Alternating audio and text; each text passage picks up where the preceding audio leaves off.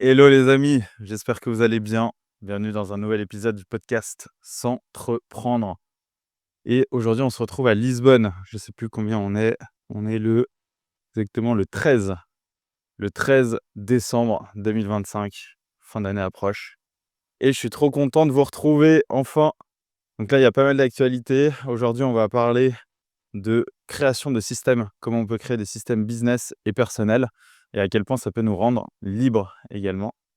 Donc je continue ce format, balade. Franchement, j'aime bien ça. Je trouve ça assez authentique, assez sympa de vous retrouver, voilà, une petite balade, voilà, de passer ce petit moment ensemble, ça fait du bien. Actualité, des dernières semaines, mais en vrai, c'est des semaines qui étaient quand même assez mouvementées parce que j'avais le TEDx, en 10 jours, en fait, j'avais un TEDx, un marathon à faire et aussi un Vipassana, donc un stage de méditation. Donc j'ai fait tout ça. C'était hyper intense, mais en même temps incroyablement enrichissant. Je crois que j'adore ça, en fait. J'adore, me lancer des aventures, me lancer des challenges. Je pense que c'est ça qui me fait vraiment vibrer. C'est ça qui anime ma flamme d'entrepreneur à côté du business. Donc, j'ai essayé de documenter au maximum.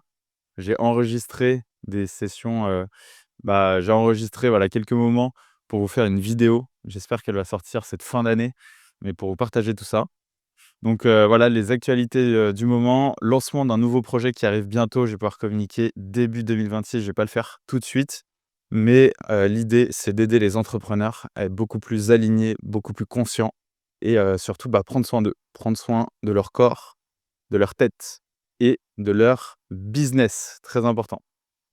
Et du coup, voilà, le sujet d'aujourd'hui, ça va être création de systèmes. Pourquoi je parle de création de systèmes? Tout simplement parce que je me suis rendu compte que, moi, dans mon business qui est Gross Hiring, j'ai un peu cette tête process. J'aime bien mettre en place des automatisations, réussir à mettre en place des systèmes que l'on va pouvoir déléguer par la suite, parce que c'est ça qui fait que ta boîte peut scaler, que tu peux aussi te décharger de la partie opérationnelle et ça, c'est un peu ma zone de génie, c'est ma zone de kiff à moi. Oh là là, je vous montre aussi le petit cadre de Lisbonne en parallèle pour ceux qui regardent les vidéos. Mais ça, c'est ma zone de kiff et en fait, je me suis rendu compte que ça marchait très bien de mettre ça en place et par des formations professionnelles ou tout simplement identitaires, en fait, c'est mon identité de structurer, processer ce genre de choses et j'ai mis ça aussi en place dans ma vie personnelle. Donc un système, c'est quoi? Pour moi, il y a plusieurs composantes. Déjà, c'est une méthodologie qui est claire. Donc j'espère que vous allez bien entendre, il y a un peu de bruit. Je vais mettre, peut-être un endroit un peu plus calme. Mais pour moi, c'est avoir un système, heu, du coup, une méthodologie qui va être claire, donc avec plusieurs étapes. Donc ces étapes-là, il faut les faire manuellement plusieurs fois. Donc si on prend un exemple de système de création de contenu, il faut créer du contenu, je dirais 5 fois, 10 fois manuellement, le faire soi-même pour affiner la pâte, affiner, ce qu'on va dire, ce qu'on va faire, la forme, le fond et à trouver une sorte de rythme où, ce contenu-là va être répliqué, je dis n'importe quoi, 5, 10 fois. Moi, par exemple, c'est ce que je fais, le format du podcast, le format des vidéos. C'est un même format que je fais. Pour l'instant, je l'ai systémisé avec quelques étapes où j'ai de l'automatisation. Mais sinon, c'est moi qui le fais manuellement, et j'aime faire ça. Ça, c'est top et après, je vais peut-être pouvoir déléguer certaines parties. Donc on a une méthodologie qui est claire. On peut mettre en place de l'automatisation, mais seulement en second temps. Pour moi, je pense que c'est vraiment très important de faire les choses manuellement. Ensuite, on va avoir de l'humain. Ça va être très important. Toute la partie humaine. Donc moi, aujourd'hui, c'est toute la partie humaine de création de contenu qui va, écrire ce que je vais pouvoir dire, qui va faire le montage, qui va tourner et cetera et après, dans notre système, on va avoir une équipe qui va pouvoir faire ces actions-là qui me prennent du temps. Donc tout n'est pas automatisable. Donc c'est-à-dire qu'il y a certaines choses qu'on va pouvoir automatiser, mais souvent, les choses qui nécessitent vraiment de la pureté d'attention, humaine, de la qualité, notamment sur la partie contenu, ça pour moi, c'est pas automatisable. J'ai testé de automatiser certaines parties de mon contenu, notamment sur LinkedIn et franchement, je trouve que tu perds ton âme de créateur. Donc c'est bien, tu arrives à aller plus vite, faire des posts plus rapidement, mais il y a une partie de toi, en tout cas moi, il y a une partie de moi que j'aime, qui est vraiment la création. J'aime ça, j'aime partager, j'aime, structurer des idées et donc ça, en fait, l'IA va pouvoir, va me l'enlever et en fait, va faire une partie du boulot que j'aime bien faire au final. Donc c'est là aussi où il faut pas tomber dans ce piège-là, de se dénaturer et surtout, lorsqu'on se dénature trop longtemps, je trouve que, notre contenu a moins de saveur, a moins de personnalité. Même si on a fait les bons prompts, les bons systèmes et cetera, il y a toujours une patte qui est différente. Parce que on va se reposer sur un système qui fonctionne, qui marche et après derrière, on va pas mettre sa patte personnelle pour l'améliorer. Donc ça, c'est les limites. Donc pour moi, il y a des systèmes qui peuvent être totalement automatisés comme d'autres, où il faut faire attention à pas tout automatiser. Par contre, les systèmes permettent d'avoir du leverage, donc vraiment un levier de croissance qui est quand même assez incroyable parce que on arrive à dégager énormément de temps pour faire d'autres choses qui sont plus indispensables pour le business. Donc pour moi, c'est ça les composantes, c'est la méthodologie, ça va être, l'automatisation. Déjà les composantes humaines, donc mets de l'humain dedans, fais-le manuellement plein de fois, plein de fois, plein de fois et après automatise ce qui est automatisable et la dernière composante, c'est vraiment la maintenance. Comment tu maintiens le système? Comment tu l'améliores? Parce que pour moi, c'est très important de ne pas se reposer seulement sur un système qui marche et qui fonctionne, mais du coup aller l'optimiser et l'améliorer en continu pour aller, justement gagner des points de productivité et des points de qualité dans ce que tu fais. Et donc ces systèmes business, moi je les ai mis en place aussi pas mal de manière personnelle et notamment sur toute la partie habitude.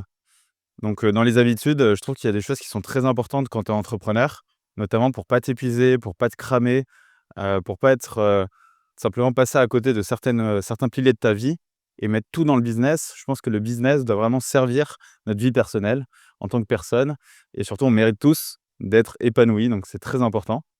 Et donc je pense qu'aussi ça passe par la mise en place de systèmes personnels qui donnent une sorte de cadre, mais aussi de la flexibilité. Pourquoi je dis ça? Parce qu'on peut aussi s'imposer des cadres, notamment si on s'inspire de David Goggins, des personnes qui sont très dans la dureté des choses. Je pense que beaucoup d'entrepreneurs ont eu une fois ou même ont encore ces inspirations qui sont très dans la souffrance, dans la douleur.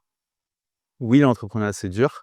Oui, il y a des choses qui sont, difficiles à faire, mais je pense que justement, on peut avoir une notion de plaisir dans l'entrepreneuriat et notamment mettre en place des systèmes qui nous permettent d'avoir un minimum de cadre, mais un maximum de flexibilité, de créativité pour se faire plaisir dedans. Donc sur les habitudes, par exemple, ça va être moi, j'ai fait attention à tout ce qui est, par exemple, alcool. Donc ça fait 2 ans que je bois plus d'alcool régulièrement, mais évidemment, je m'autorise, entre guillemets «m'autorise», mais je prends du plaisir à boire de temps en temps, lors de soirées, lors d'événements, spécifiques où là, j'ai une envie et je sais que j'ai envie de boire un peu d'alcool et il y a pas de mal à ça. Et avant, j'étais plutôt dans une rigueur où je me disais: «En fait, faut pas du tout boire l'alcool, c'est fini» et cetera et je pense que la nuance se trouve dans le juste milieu. Donc imposer un cadre, je ne bois pas d'alcool, mais mettre de la flexibilité dedans, donc je bois de l'alcool de temps en temps. Pareil pour le sucre, pareil pour l'alimentation, mettre en place, des repas qui sont équilibrés, manger des légumes tout le temps, ce genre de choses. Ça permet vraiment de regagner en énergie. Moi, je me rends compte, notamment ayant fait du sport à haute intensité cette année, que c'est ce qui me permet vraiment d'avoir, un bon rythme de vie, un bon cadre et qui me permet vraiment de performer, mais sans m'épuiser et pas être dans la performance pour la performance, mais plutôt être vraiment dans la bonne santé quoi et prendre soin de moi. Donc je pense qu'il y a aussi, le sport qui est très important, comment on arrive à avoir des rituels de sport, un cadre spécifique et donc ça, c'est pareil. Pour moi, il y a des systèmes que l'on peut mettre en place. Donc des systèmes, moi, ça va être mon agenda où je vais pouvoir, tout, mettre mes créneaux spécifiques, notamment pour faire mes séances de sport, notamment pour faire mes routines matinales, routines du soir, mais tout en ayant de la flexibilité dedans. Je loupe un jour, c'est pas grave. Je loupe 2 jours, c'est pas grave. Je suis en voyage, c'est pas grave, mais en soi, j'ai mis en place des habitudes tellement solides depuis, en vrai, je pense que ça fait 5 ans que je mets ça en place, progressivement, une habitude par une habitude et en fait, aujourd'hui, ça devient mon identité. Donc en fait, c'est tellement collé à ma peau que ce cadre-là, au final, j'ai tellement confiance en lui que je peux, totalement avoir énormément de flexibilité autour. Je sais que je reviendrai dans mon identité. Donc c'est ça que je voulais vous partager aujourd'hui, vraiment cette notion de système personnel et des systèmes business et penser ça comme ça permet vraiment de tenir, je pense, dans la durée. Parce que, par exemple, je n'importe quoi, hem avoir énormément de friction pour aller à la salle de sport, énormément de friction pour créer du contenu, va nous décourager ou, nous dire: «En fait, c'est pas fait pour moi» ou «J'ai pas le temps». alors que c'est des choses qu'on aime faire ou qu'on veut faire. Et donc c'est là où le système, selon moi, est la recette, qui permet justement de tenir dans la durée et de répliquer, de répéter les choses de manière, plus constante dans le temps. Donc voilà, c'était le sujet du jour. J'espère que ça vous a plu. Là, je suis, en vrai en fin d'année, assez fatigué, honnêtement, avec tout ce qui s'est passé, toutes les échéances. J'ai trop hâte de vous partager toute la suite, des aventures et je suis trop content déjà de toutes les personnes qui écoutent ce podcast.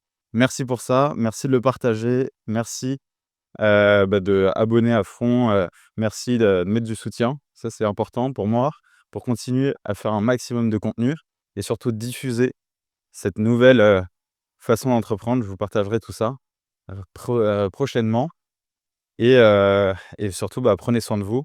Profitez bien des fêtes. Je ne sais pas si je ferai des épisodes de podcast sur les 2 dernières semaines de Noël, on verra. Mais en tout cas, ce qui est le plus important, c'est prenez soin de vous.